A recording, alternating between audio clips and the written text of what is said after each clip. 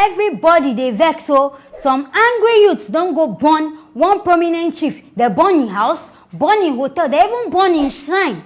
All because of say waiting. They talk say this man go shoot person. These youths now where they talk say they're from Ajawa town for Ogoluwa local government for Oyo state.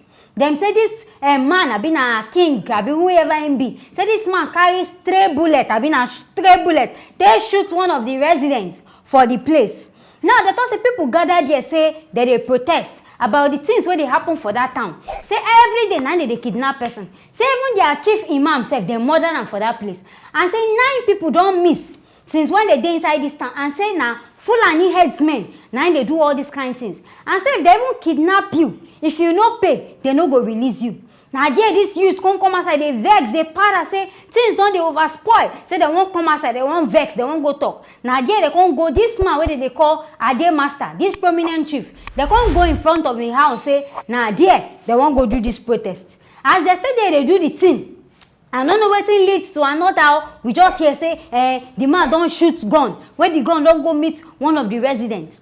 How this thing they happen? Yeah, they feel say something ain't go cause this thing for person. For this kind gun shooting to come happen. Because person no go just they say, you can't dey protest for front of the house. Now there, they can't carry gun shoot the person. And I hear say this Ade Master, they try run for kingship. As you know, so this kind of Yoruba people, they always run. Maybe if your papa die, you say go to say you won't be king. Say now so say this man they try run for kingship. But as this matter don't happen, as boys don't vex, say they don't even burn everything. This man and his family, everybody don't jackpot, come out from Oyo State. Oh, they don't run because they don't think and say, they no go fit stay this kind of place. The way where people they vex, say they don't go fit stay. So all of them don't run.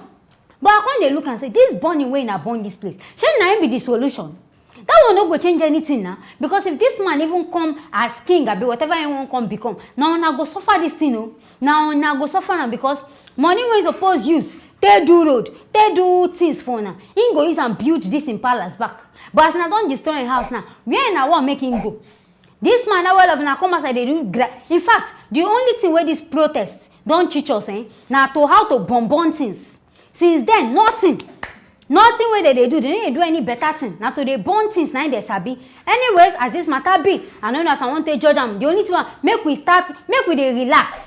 Youth make now they calm down. If now they do things, make now they take in our time. Don't be matter of say, I will go burn this one, burn that one. Before now I can't decide, say, now I don't clear. Now I can't they suffer the thing. Anyway, as it be, make now don't forget to comment, like, and also subscribe to this video. Stay tuned for the next story.